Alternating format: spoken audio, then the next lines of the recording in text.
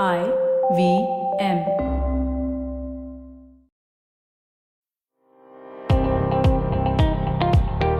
Welcome to All Things Policy, a daily podcast by the Takshashila Institution. We are a bunch of policy nerds based in Bengaluru, and we like bringing fresh perspectives to Indian affairs and Indian perspectives to global affairs. So grab a cup of coffee, sit back, and join us for today's chat. Hello and welcome to another episode of the All Things Policy podcast by the Takshashila Institution. I'm your host, Carl Jaison. I have my co-host here with me, Shrikrishna. Hi, Shri. How are you doing? Hi, Carl. I'm doing good. How are you? What's happening? I've been good. I mean, I happened to read one of the articles that was published by FinShort. Right. It was on the Broadcasting Services Bill by 2023, and quite a few media outlets had picked this up when the first draft was released. And its significance, I think, stems from the fact that it seeks to regulate content from OTT services and streaming platforms. So I think that's going to be the focus of our discussion today. Yeah, Carl, when you shared this piece from FinShort, it got me thinking because censorship and film certification and so on is something we have worked with at Takshashila in the past. And when you pointed out that this new bill has come out, I don't know how it missed my attention, but I was interested. I digged into it as to what this bill is going to do. It's called the Broadcasting Services Regulation Bill of 2023. And it's been, as you said, released in a draft form by the Ministry of Information and Broadcasting, and they have sought public comments. And the deadline for public comments has been extended to Jan 15th. Right. We still have time to create some news on this bill and ensure that, some useful policy suggestions come out of our conversation today, which maybe people will write to MIB about, and we'll see a much better bill whenever this hits the parliament. I was just trying to think of what is the government's rationale for bringing this, bill to pass. And one thing is, what I could gather is that they wanted to update a 30-year-old law, which is the Cable Television Networks Regulation Act of 1995. And I think the government's argument here is that there's been an emergence of OTT platforms, right? And streaming services that has brought a significant shift to the media landscape and also how we consume media. So I think a new regulatory framework, or the thought behind a new regulatory framework is, it's born out of the media landscape having changed over the last, many years. Yeah, that's true. Of course, as you said, OTT platforms have mushroomed both in English and regional languages. There's tons of video content, audio content, all kinds of content being generated every day. And the government somehow is displeased with the fact that it has no control over the content that is being generated. So, of course, the government's impulse is to censor the content, right? Rather keep a check on what is being propagated through this new form of media. So they are bringing in this new bill, which will apply to all OTT platforms. And surprisingly, they're also applying this to certain news outlets, right? In fact, even individual influencers who post news regularly will be covered under the ambit of bill, which itself is a big red flag because, the compliance burden under this bill, which I'll come to in much more detail later in this conversation, it's quite high. And to expect individual newscasters or citizen journalists and so on who are putting out news content in the social media or YouTube or wherever, even they will have to comply with that burden, and which itself is the first red flag. Right. So are they looking at setting up committees to evaluate? Or is the onus going to be on the platforms and the media outlets? That's what. To have their own committees? Yeah. So just to give a big of background on censorship, how it typically operates. Now, first of all, censorship developed when cinematograph became a popular thing, right? When cinema started being played in public theaters and so on. So the government wanted to keep a check on what is being displayed in theaters. So they have created a censor board. I mean, the actual name is CBFC, right? But everybody calls it censor board, which checks all the movies that we watch in theaters and so on, and it suggests cuts, and censor cuts is very unpopular. It has been misused, and all experience suggests that there's a lot of moral policing of content which goes on. Religious, political, socially sensitive content is often cut out, and this comes at a great cost to society in the sense the creative choices of creators is diminished, and also the individual choices of viewers is diminished, right? That's the background broadly. And now what the government wants to do is replicate a model which worked with cable TV networks. It's more of a self regulatory model, or should I say self-censorship model, because what it suggests is that much like cable TV, which needs to decide the appropriateness of the content which comes on television, now all OTT platforms will be required to set up a content evaluation committee internally, and this committee is supposed to have a cross section of representatives, which is diverse and broad based and so on, but essentially drawing from outside the particular OTT entity as well. And they're going to evaluate all the content that is being put up on that OTT platform, right? And then there's going to be some government councils also, which is going to oversee the entire setup. So there is significant amount of government control which comes into OTT content henceforth. There's significant compliance burden because all the OTT platforms, however big and however small they are going to have to set up this committee, and they're going to have to pay these chaps. And so it's a lot of business costs for companies, right? And it's also going to create an entry barrier, because say a big Netflix or Disney or Amazon Prime can afford this, but what about like a small OTT player in some regional language who's just starting out his business, right? So it's a tremendous compliance burden, plus of course the fears of censorship. So I think this is stretching the old adage of government is watching you. Now the government wants to watch what you're watching. Yeah, so precisely. Yeah. All that Malayalam cinema that you enjoy, Carl, I don't know what's going to happen. It's going to come under the radar. Yeah. I think one of the concerns raised as far as the regulation of OTT and TV content under the same regulatory framework is that unlike TV broadcasts or the channels that we watch, online content is on demand, right? Yeah. And it's chosen by the viewer. Whereas in, let's say, broadcast content or TV broadcast content, you necessarily don't have a choice. I mean, you do have a choice of switching between channels, but fundamentally the content is not on demand. Yeah. So it does take a hit on the creative freedom of content creators and what the viewer or the end viewer actually is able to consume. Definitely, that aspect of choice which is available with OTT, and which is why OTT is so popular. It's so popular, yeah. That has been completely overlooked, and the same one-size-fits-all regulatory model is being adopted here as well. So you said that this is also going to impact how, say, news is consumed or how news is produced by a lot of companies and content creators, even on platforms like YouTube. I just fail to understand how is the government going to regulate content that goes out on, let's say, a digital platform like YouTube? How do they build oversight? How do they build any frameworks for, let's say, regulating content? Yeah, and we know the Indian state, right? Indian state suffers from state incapacity, right? We have very limited state capacity resources, both human and financial resources. And now, of course, there is this first level of oversight by the companies or the platform or the creators and so on. But there will also be a second level of check by the government. Government is planning to set up a regulatory structure. They're going to task babus and bureaucrats who are going to be performing this function of, in the form of some government councils, which is going to oversee the content. I mean, it's not like movies in the past, because this content is humongous. It's being generated every second all over the world. And even some of the contents we enjoy on OTT platforms come from different cultures, different languages from across the world, right? So I think what it effectively will end up doing is, one, government will be very haphazard in regulating it, which essentially means there is more scope for targeting the ones whom any government in power does not like. And the second thing is there'll be a lot more self-censorship, because the platforms will have to be extremely careful of legal, criminal and financial implications of, putting out anything which displeases the government or those in power. And essentially, like I mentioned earlier as well, this means individual choice gets limited. You and I won't be able to enjoy content in the same way. And this is interesting. I mean, I just want to point out, because Internet Freedom Foundation, which does some excellent work in this regard, they're running a campaign called Let Us Chill. It's just like, play on Netflix and chill. And they just want the government to let us chill and not interfere with this at all. No, I was just interested to know, Sri, and since you've actually written a paper, I think, on this and building on some earlier work by some of our colleagues at Takshashila, what are some of the loops that a content creator or somebody who's published a film, say, for instance, has to jump through as far as the censor board regulations are concerned?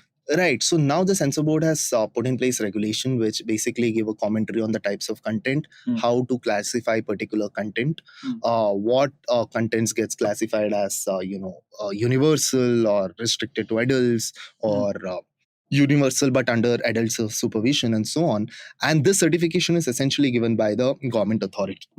Okay. And this does not apply to OTT. As of today, OTT is completely unregulated, right? Of course, there is some self-governing code and all which an industry body of OTT platforms have adopted, but it is nowhere like the censor powers of the censor board. Okay, but has this really helped us? No, right? There has been a lot of studies, some of which we can also plug into the show notes, which show that how the powers of censor board have been utilized arbitrarily to cut content and speech. Some of it is not even harmful, right? Some of it is just some satire or jokes or irreverent remarks, which the government authority has decided that no, the public is not fit to consume. It's a very paternalistic and moralistic thing to do, but that's the kind of censorship regime that we have witnessed and we have become accustomed to. Now the fear is something similar will happen with OTT and others as well.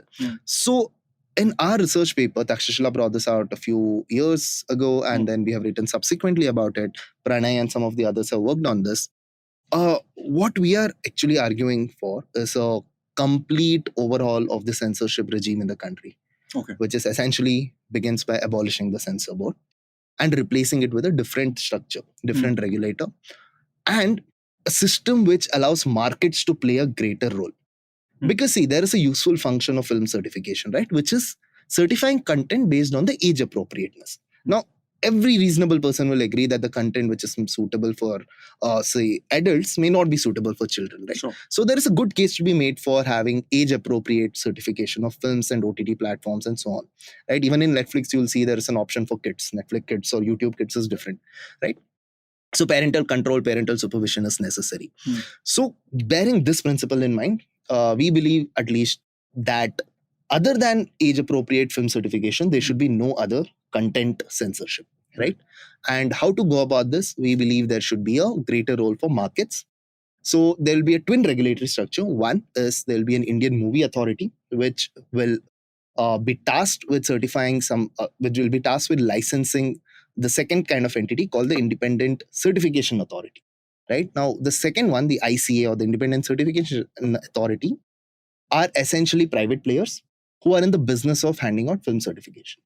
So what a film producer or a OTT like special or series producer does is he goes to the Independent Certification Authority and gets a proper certificate, right? And what the Indian Movie Authority does is it does the second or the higher level supervision of the ICAs as to are ICAs properly licensed, are they operating in a fair manner, unbiased manner, and the IMA will also lay down certain guidelines which will determine age appropriateness only, and those will have to be followed by the ICA. So this is broadly the structure, right? And why we believe this is important is for two reasons. One, the government has a very limited role in this. It just oversees the functioning of ICAs and it gives you guidelines on age appropriateness, not content appropriateness. Sure, yeah.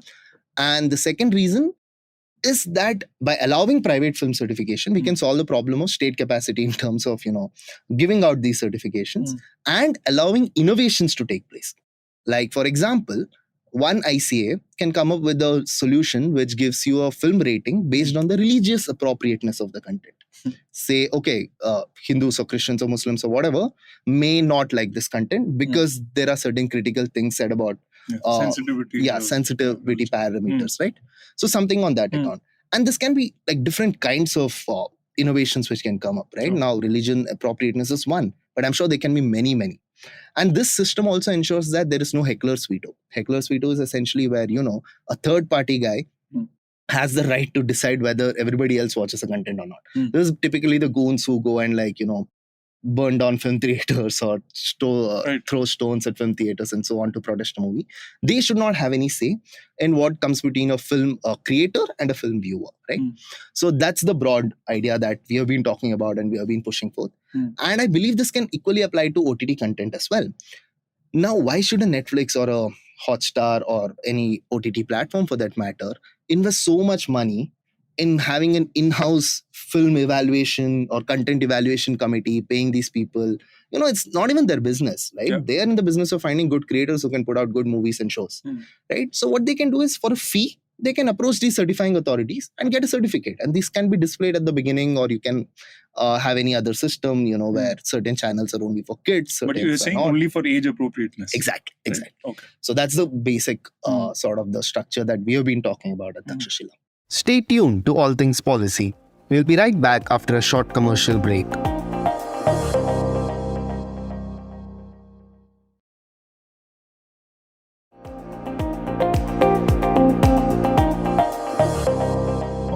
No, I think that was interesting. And yeah, we'll be sure to plug this in the show notes. Yeah. So yeah, I mean, I think the response by some of these major players, to name a few, like Netflix and Jio, is that they've been trying to lobby with the government to delay or modify this particular bill. I even recall that the Ministry of Broadcast also wanted to put in insertions on no smoking ads, right, in OTT platforms. Yeah. So that's again the creeping Indian state. In some of these areas. So I think the industry pushback is interesting to see. I don't see a differentiated opinion raised by any of these content creators or content platforms. What about the threat of homogenization of content, right? And I think that's really one of the concerns, one of the potential concerns from, say, regulating OTT content, right? Which is homogenization, that the government can decide on what subjects or what topics that can then content creators create something and not create something. Right.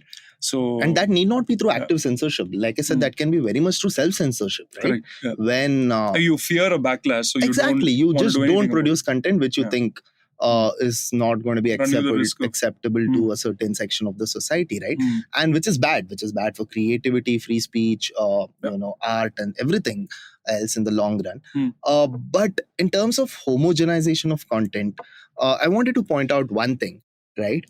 What has OTT really contributed to within the filmmaking universe? It has actually enabled a lot of people with a lot less capital and backing of traditional industry houses and film production houses to come up and put out their views in the public, right? And today you can shoot a movie with an iPhone, right? It's become that easy. And this has spurred a lot of innovation. And innovation is good because when markets operate, they innovate. There's a lot of competition, which enables creation of niche audiences which enjoy a particular type of content. The real loser with this kind of regulatory mechanism, which the new bill proposes, is the viewer, because there is no scope for niche audience content anymore. Netflix and Hotstar has an incentive now to only make products, which is shows and movies, which appeal to the mass audience, right? So you won't have peculiar, quirky content which internet has become so famous for and known for over the years. So I think that has tremendous social cost, and that essentially means the younger generation, which is at the forefront of this OTT revolution in terms of creating content and so on, is definitely going to lose out. Even I can even think of translated work, or let's say movies that are going to be dubbed from a different language, being affected by some of these regulations, right? And you don't get diversity, definitely, essentially in content. Content diversity is, I don't know, I'm very scared for the future of OTT, because I personally enjoyed a lot of different kinds of viewpoints that have been presented by filmmakers from different parts of the country and the world. But now if there is some obscure Romanian movie by some art house director, do you really think Netflix will care about putting this before their film evaluation or content evaluation committee and getting a certificate done? Right? It just doesn't make business sense for them, right? So the incentives are aligned in a fashion where I think content will have to be sacrificed for acceptability. Sure. Can we, just to maybe round up the discussion, I wanted to know, what is the impact on journalism, right? Because given that a lot of journalists have now moved their entire content creation, say, to a platform like YouTube, right? What are the implications for free and fair, transparent journalism? Especially journalism that shows the mirror to the government, right? And we're talking about state governments here as well. How do you think this affects sheer news content that us as consumers sort of look at. I mean, I can think of, for instance, there are specific audience preferences to watch a certain type of news. So that certainly gets affected, right? Yeah. With the regulation around what specific content can be spoken about or aired on a news platform. So what do you think about the impact on journalism? I think I mentioned this at the beginning as well, that the bill's ambit is quite wide and it covers any person who broadcasts news and current affairs programs through a digital medium, such as online paper, news portal, website, social media intermediary, or other similar medium. Right. And this provision will also apply to individuals and not just media companies or journalists, right, who are sharing news as part of a systematic business, professional, or commercial activity. Now, the problem here again is that traditional media houses will benefit. They are big houses. But individual newscasters, individual journalists, investigative journalists, or anyone who's operating a news outlet at a very small scale is likely to face the burden of compliance costs. That's the first thing, right? And second, the problem with this sort of thing is the government has also brought in certain other sort of regulations under the IT Act recently, which talk about intermediary liability and fake news and so on. Of course, I think one of the impulse behind having this regulation in place under the new bill is also fake news and proliferation of fake news. Right. And now, there is AI which can churn out fake news like dime a dozen, right? It's crazy. All said and done, the intention is fine. But like we say, policy should be judged by its outcome, right? What is it going to happen? Yeah. No, I think like you also pointed out that there are legitimate reasons why you wouldn't want a child or somebody who's under 18 to be viewing a certain type of content. Because of digital harms that are involved, pornographic content that you wouldn't want to expose a certain age group to. Yeah, I do understand this public interest to regulate. The question is how, right? Now, having this sort of a compliance burden is just effectively going to kill this new and budding industry, and it's going to affect a lot of individual newsmakers, news influencers, and so on, who will no longer be able to operate freely. But are there alternatives? I honestly am not aware of. I think this is a global problem in terms of content regulation. And now from, I think, sort of like censorship, we're moving away to an even tricky domain, which can be, a discussion in our next podcast. But content regulation remains a problem. I don't think any country has figured out the magic bullet. It's a very different and very difficult thing to do across societies and cultures, and especially in the age of technology. So that problem remains open. But as far as the Broadcasting Services Regulation Bill is concerned, we do think it does not solve the problem, in case it just creates more regulatory burden upon companies and a huge fear of self-censorship or government-imposed censorship. So the bill is open for public comments. I urge the listeners to read up more about this issue, think what you feel about it, and do write in with your policy suggestions to the Ministry of Information and Broadcasting. No, absolutely. And just on as a concluding note, I think the very fact that the deadline has been extended, it was earlier supposed to be the 9th of December. Here we're recording on the 12th. Suggests that there might be some room for adjustments, revisions, and let's hope there's good wisdom to sort of... And the irony is the draft bill was only published in English, although it is supposed to apply to every regional language creator and OTT platform, right? But I think activists in this field are already demanding translated versions and so on from the government. All right. Thanks, Sri. I think great to talk to you about this particular subject. And I would strongly recommend everyone to check out Shri's article for Takshashila on the Censor Board certification and an alternative structure that he has proposed, and some of our other colleagues in the paper. So thanks everyone for listening. Hopefully next month when we are back discussing, we're going to see a very different law, or at least the government stance might be tempered a little bit. Let's hope so too. Thanks, Carl. Thanks for having me. If you liked our show, don't forget to check out other interesting podcasts on the IVM network. You can tune into them on the IVM Podcast app, ivmpodcast.com, or wherever you listen to your podcasts. You can also follow IVM on social media. The handle is @IVM Podcasts on Twitter, Facebook, and Instagram. And hey, if you'd like to dive into Takshashila's research on technology, strategy, and economic affairs, check us out at our Twitter handle @Takshashila INST or our website takshashila.org.in.